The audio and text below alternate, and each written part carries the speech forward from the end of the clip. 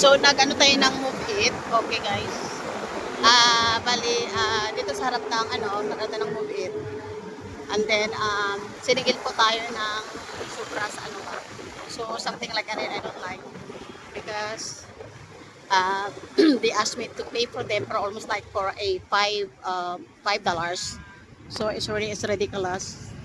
So, I asked to the policeman here in Quiapo.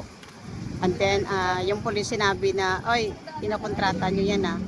Kasi nga sobra yung sa singil nila. So, ang sabi ko naman is, taga dito tayo tapos sinisigil tayo ng ganyan ba.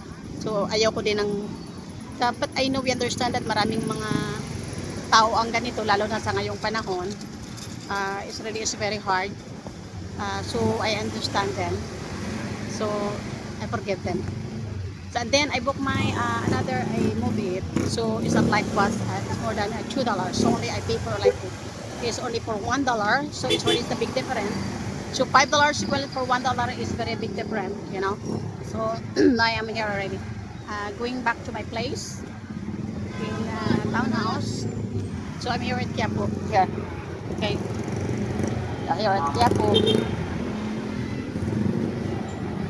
So we are in Agoncillo. So Agoncillo tayo.